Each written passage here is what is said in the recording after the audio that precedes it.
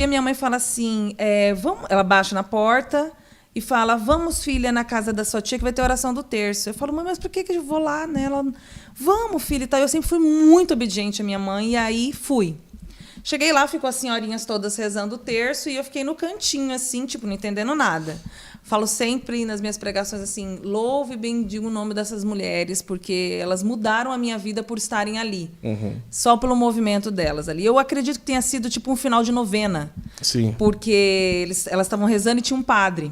E aí, no final da oração, a minha mãe falou assim, filha, vai ter um sorteio. E eram uns ícones. Eu falei, mamãe, pra que eu vou pôr meu nome aí? Ela, bota o seu nome.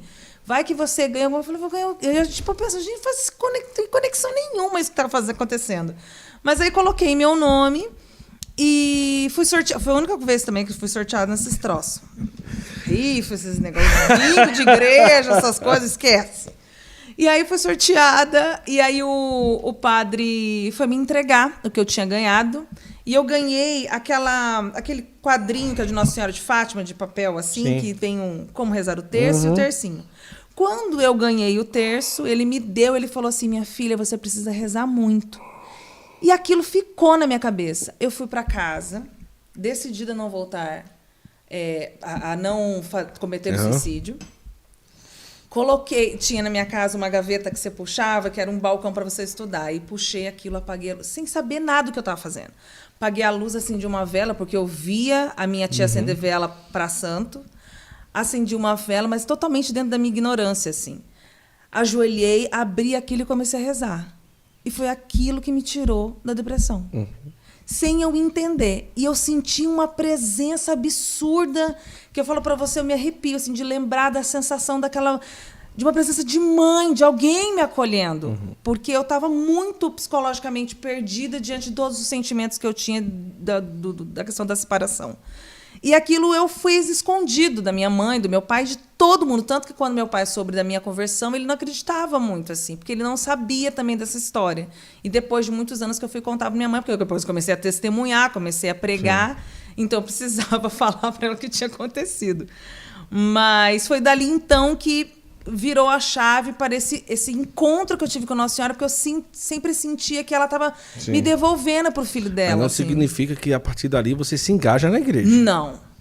Fica uma coisa você em casa. Fica eu e Nossa Senhora. Caramba, né? coisa Durante linda, né? muito tempo. E aí é Nossa Senhora que me pega pelo braço, que eu digo, porque eu tinha uma mania muito louca, que eu falava, quando eu estava namorando o Adriano, eu fazia isso antes de namorar ele, mas quando a gente estava namorando, eu falava assim, para na igreja que eu vou lá falar com a Nossa Senhora rapidinho. Umas coisas assim. Aí eu descia do carro, tirava o sapato, porque eu achava que estava entrando num lugar santo. Coisas da minha cabeça. Entrava, falava com Nossa Senhora, voltava pro carro e conversei com Nossa Senhora, tá tudo certo. Beleza. Numa dessas, eu trompo com uma coordenadora da Renovação Carismática, que era amiga do meu esposo, né? Na época, meu namorado. E aí ela fala, olha, por que você não vai no retiro? Então eu falo que foi Nossa Senhora que me levou pela mão, porque foi por conta dessa loucura. E aí eu trombei com essa mulher e aí tudo virou a chave, assim, porque aí eu tive o encontro pessoal com Jesus, né, assim, dentro da Renovação Carismática. Tive, falecido tio Toninho, que era de cura interior, e aí começaram os meus processos de cura, os meus processos de conversão. Você até o período escutava ainda rock, até a experiência com Nossa Senhora, não? Tudo. Tudo? Eu sempre ouvi muito rock, né? Tá, que bandas, assim, geralmente? Deixa eu lembrar, tipo Bon Jovi, Nirvana. Certo. Uma pergunta que não é preconceituosa, entenda. Tá? Até que ponto a história, por exemplo, do Nirvana e a constância de muito rock te levanta como primeira possibilidade ou uma grande possibilidade de resolução à possibilidade de suicídio? Não é que eu estou linkando o rock ao suicídio, mas estamos falando de uma jovem, Nirvana, o cara que se suicidou numa certa idade e tal. Tem todo o histórico de jovens que gostam do Nirvana, que fazem isso também. Você considera que houve alguma ligação de uma coisa com a outra?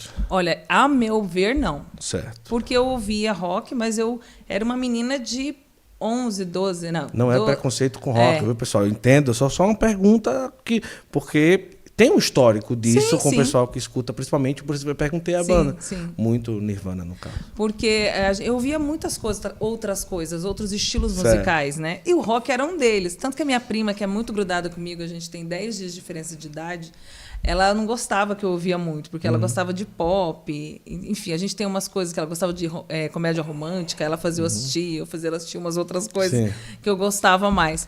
Mas eu acho que não teve muita essa influência na minha depressão, assim, porque Certo. foi um baque muito grande a separação. Foi algo, assim, desconcertante. Minha mãe sofreu muito, eu vi muito o sofrimento da minha mãe. A gente, de uma casa e uma estrutura muito bem, assim, a gente foi morar num quartinho, eu, minha mãe e meu Sim. irmão. Minha mãe ficou muito doente. Então, existiram várias coisas que me levaram a essa dor, né? Esse lugar de dor, assim, né? Então, eu acredito, pelo que eu lembro, assim, não tinha, assim... Lógico que existia a tristeza, né? Então, talvez a música ali, a musicalidade me ajudava a chorar. Uhum. Por conta de todo aquele sentimento que estava preso ali dentro de mim. Porque eu não era uma menina muito de chorar em público. Então, eu ficava ali, ouvia e chorava. Porque eu realmente estava vivendo um luto da separação dos meus pais, né? Com certeza. Então você entra na renovação carismática. Sim.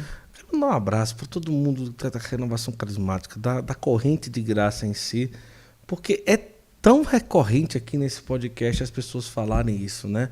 É que eu fui num grupo de oração, eu fui no rebanhão, eu fui no encontro, eu fui num lugar, eu fui na renovação, eu fui não sei o quê. E isso é lindo, né? De perceber. Então, não vamos deixar de fazer os encontros, nem que seja de bairro, dentro de colégio, esses encontros que mudam a vida das pessoas, seminário de vida no Espírito Santo, oficina de oração, experiência de oração e tantas outras coisas, né?